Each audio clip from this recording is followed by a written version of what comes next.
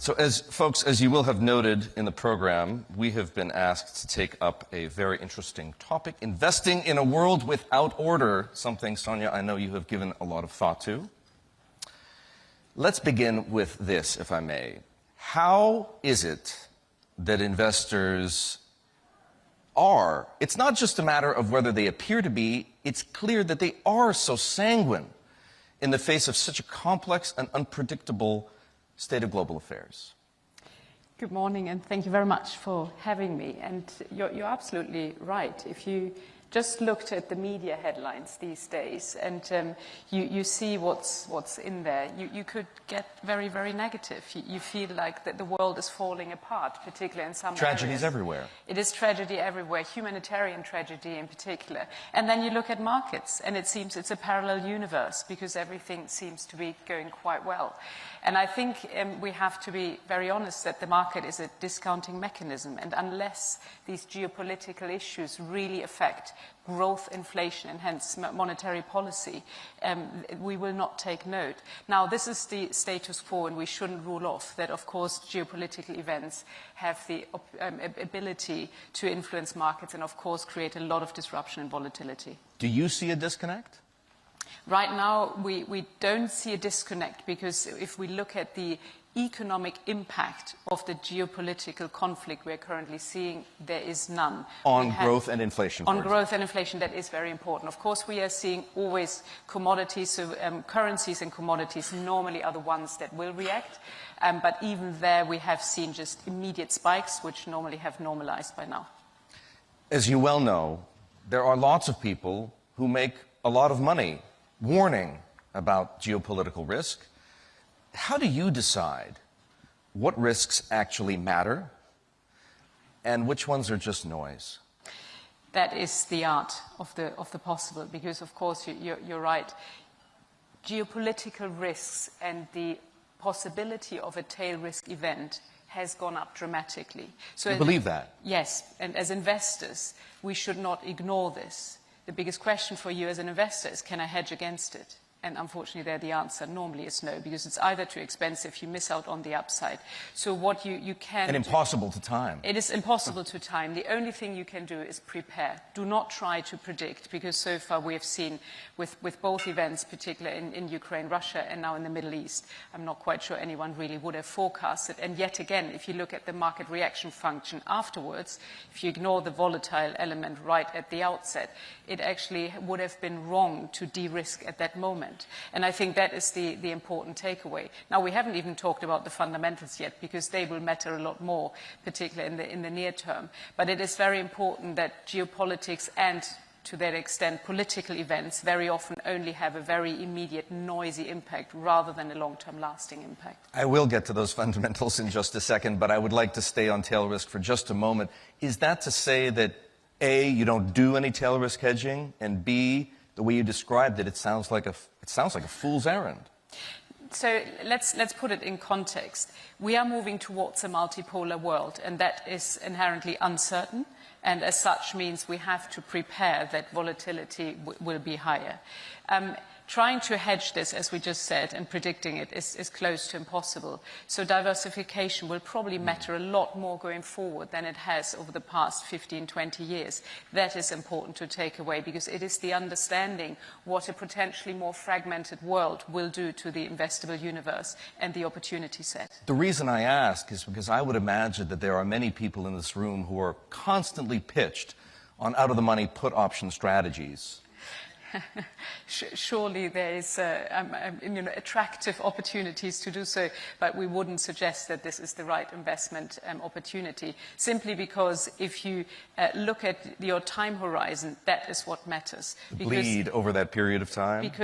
Absolutely, because hedging only matters if there's an immediate short-term time horizon that you need to meet. Then put options could actually be a very useful tool, not if you're investing for the long term. So let's talk about the fundamentals. Give us your view, the macroeconomic analysis that feeds your investment strategy. And that is so important to understand right now, because if I talk about the parallel universe and the disconnect, it is of course the fundamentals that currently matter, and that is driving markets. And we have this beautiful, let me put it this way, beautiful triangular relationship between growth, inflation and monetary policy, which has been so supportive to risk assets around the world. Why is that? We have had very resilient growth, particularly in the US and of course in India, and obviously with the news overnight that is an interesting topic to look at. We have had inflation that clearly is coming down, but obviously now proves far stickier than originally expected. And we had the expectation far stronger at the beginning of the year that we would see a number of rate cuts. And that, of course, has fueled risk assets, equities in particular, because that is kind of a Goldilocks scenario. Now, what is the risk? The risk is that the path is incredibly narrow. And if you currently look at consensus forecasts, they all sit in a very small square of expected growth and inflation. And that always should at least raise a little flag that, there is risk potentially to such a narrow forecast. But it is so far a very decent path because we have inflation that's coming down, we have growth that is approaching a soft landing, and we have at least the expectation of rate cuts. I think the ECB probably will go first. You mentioned equities. We've seen a pretty substantial expansion in the multiple on stocks in the past several years. Is there any value left in equities? So, yes, you're absolutely right. We have seen highs in most equity indices. We're not at the highs in earnings. So you're absolutely right. Multiple expansion has been a big part of the positive return profile of equities. But we have seen earnings growth as well. So there is not a complete disconnect, but what you are seeing is if you look at the equity returns versus the fundamentals, you are seeing that equities are quite a big step ahead of what the fundamentals are telling you. So equities have clearly bought in the idea that growth will remain very resilient and as such is always forward-looking in what is about to happen. That's another little risk flag because if, of course, particularly on the manufacturing side, you will not see that strength coming through, you might see some disappointment in future earnings. And if you do go looking for value in equities, which of course you do, where are you finding it? It is very much thematically driven, and of course the elephant in the room, which I'm sure everybody's interested in, is the Magnificent Seven. I was just about to get there. I know you would. This is why I thought I should get ahead of you. Because they are clearly such a big driver now of the market, and yet we're seeing at least some disconnect. If you look at one of the Magnificent Seven, they obviously didn't have a very good start to the year. But you know, I'm sure the question is there a bubble? And if you look at the fundamental earnings delivery of these companies, no, there's not. They have incredibly strong balance sheet. They're normally cash positive. So what you normally would look for, obviously, before we are seeing stress in the market is those signs. Yet, do I think that they will be the drivers again? No. If you look at history, then it is not a given that, you know, your winners of the past, of course, will be the winners of the future. We all use that disclaimer. But the importance is if you strip these out, valuation levels do not look stretched. This is the importance. Headline levels are normally not a good guide to find investment opportunities.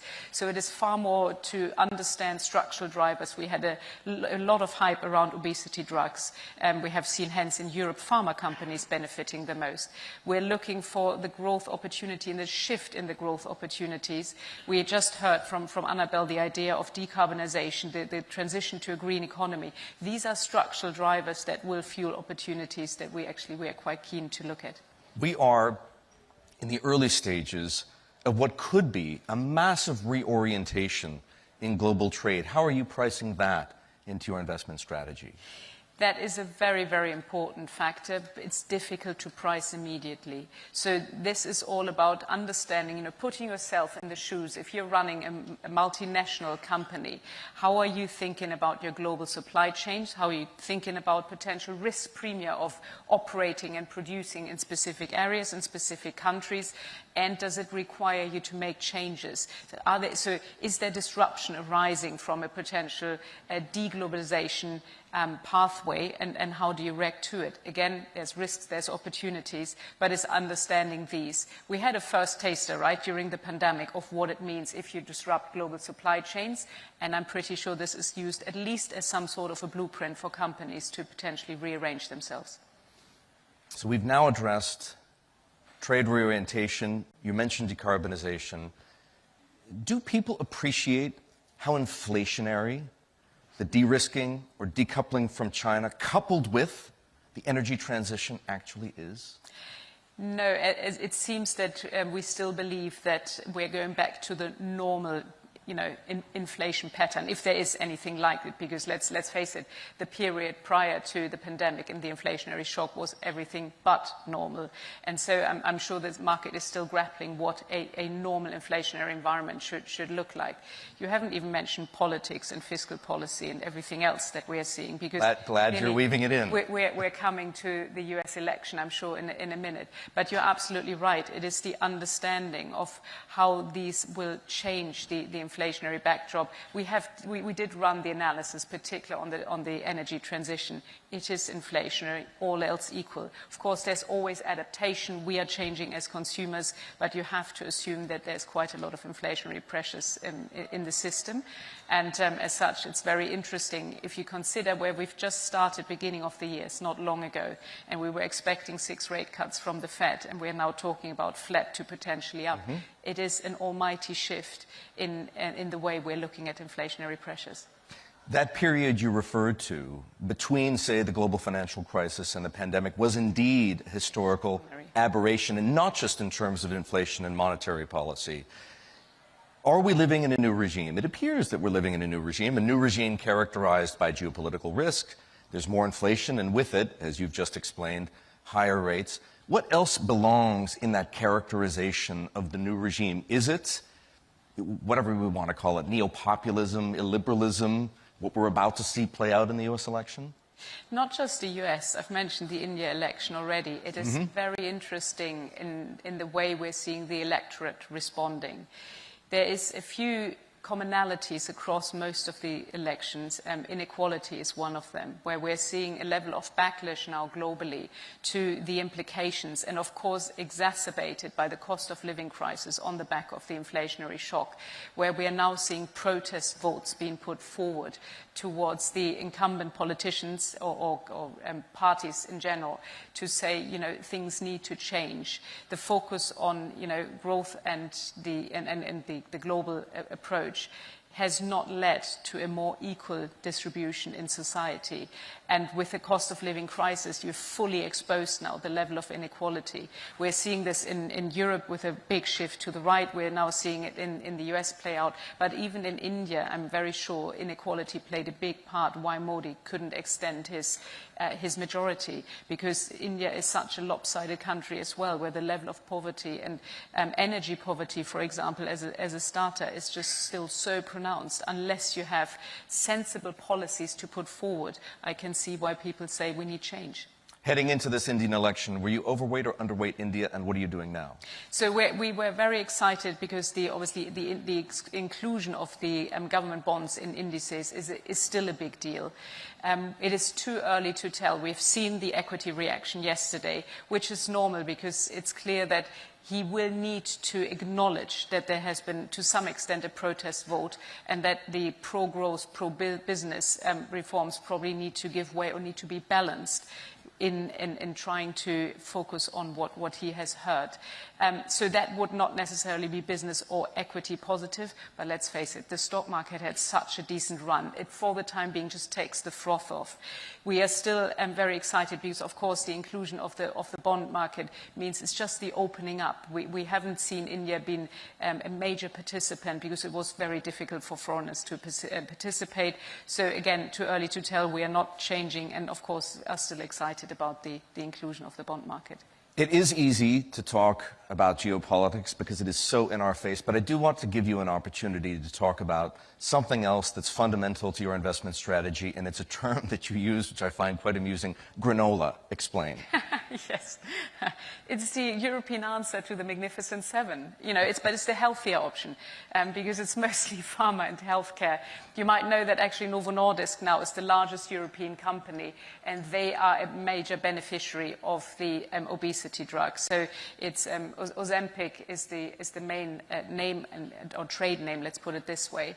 And of course, there has been a lot of excitement, not quite at the level of AI. I give it to investors, but it is really about the idea what we could achieve if Ozempic really is delivering what so far it seems to do. Because if you then consider the potential positive side effects around diabetes, heart-related diseases, so there's a lot we can think about. And this has actually fueled a lot more of the excitement in Europe than, of course, AI has in the US. Do you think it'll get its day? Yeah, no, I think so far so good, and we are seeing, of course, but it is very important fundamentally if you look about the opportunity levels. The US, of course, has surprised us because it has been so incredibly resilient, and we are now looking, particularly in the upcoming election, on signs for fiscal policy, because I've mentioned it earlier, the fiscal deficit in the US is at a level now where I'm very sure the market will focus on what the two parties will say on the extension of fiscal policy, because eventually we will come to the point that the bond market will say, we are happy to finance your fiscal deficit, but we want higher yields, particularly at the long end. There's no... You think the bond vigilantes are coming back? No, at least some term premium. Let's not call it vigilantes, but, you know, there's no term premium right now. There's nothing factored in for the idea that both parties actually seem very pro-fiscal. Now, Europe is coming from the other side, because their growth has been so anemic that with now a slight recovery, you probably have a little bit of, it's a different level of excitement. One is still expecting for the overstimulation of America to continue, whereas in Europe we've obviously been at the extreme other end with Germany driving the austerity narrative, and as such, you know, not having had the same positive impact on the economy. Sonja, here's where I'd like to end. You're an active manager. Active management is hard. With more and more technology finding its way into financial markets, whether it's machine learning or now generative AI, do you feel more optimistic about the prospect for delivering excess return alpha as an active manager, or is it going to get harder still? No, I'm very excited, actually, because I think AI can be an incredibly enhancing tool to the investment process. In a way that you just have to be far clearer where you want the human to add value and provide the value add. Now, having been an active fund manager myself, you normally lose the alpha in the areas you haven't focused on, not the areas you have focused on. So if you can use AI to help you with the portfolio construction process, for you to focus really on what delivers the value add, I think that's a perfect combination. And let's face it, particularly when it comes to the integration of responsible investing factors, that's where I would like my team to focus on, not necessarily on the overall portfolio construction, and that I'm very excited about. Ladies and gentlemen, please join me in thanking Sonja Laud. Thank you so much. Good to see you.